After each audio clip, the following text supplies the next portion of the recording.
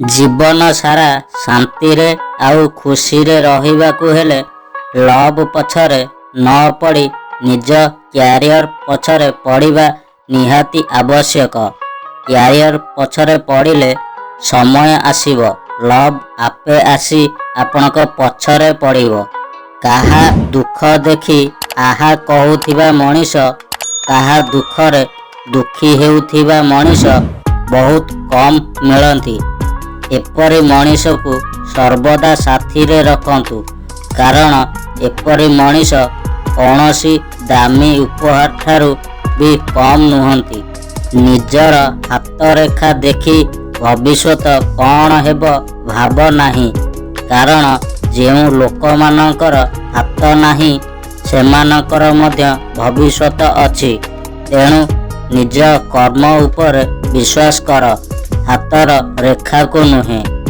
ମଣିଷକୁ ସୁଧୁରିବା ପାଇଁ ସମୟ ଥରେ ନୁହେଁ ବାରମ୍ବାର ସୁଯୋଗ ଦେଇଥାଏ, କିନ୍ତୁ ଯେଉଁ ମଣିଷ ଏ ସମୟକୁ ହାତଛଡ଼ା କରିଦିଏ, ପରବର୍ତ୍ତୀ ସମୟରେ କେବଳ ଅନୁତାପ କରିବା ପାଇଁ ସମୟ ସେ ମଣିଷକୁ ସୁଯୋଗ ଦେଇଥାଏ।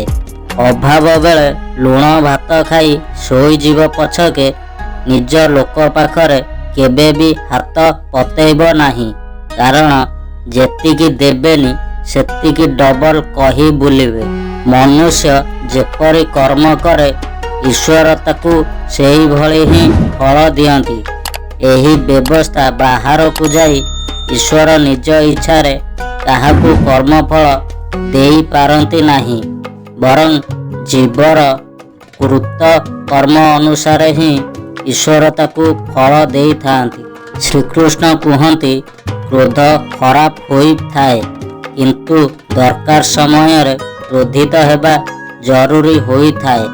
ନହେଲେ ଭୁଲ କରୁଥିବା ଲୋକ କେବେ ବି ତା ଭୁଲକୁ ସୁଧାରି ପାରିବ ନାହିଁ।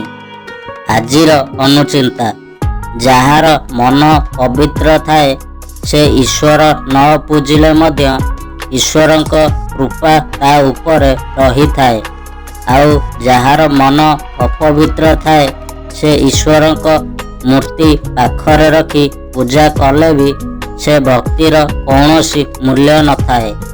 ସଂସାରରେ ଛୁଞ୍ଚି ଭଳି ରୁହ, କଇଁଚି ଭଳି ନୁହଁ, କାରଣ ଛୁଞ୍ଚି ଦୁଇଟି ଜିନିଷକୁ ଗୋଟିଏ କରିଥାଏ, କିନ୍ତୁ କଇଁଚି ଗୋଟିଏ ଜିନିଷକୁ ଦୁଇଟି କରିଦିଏ।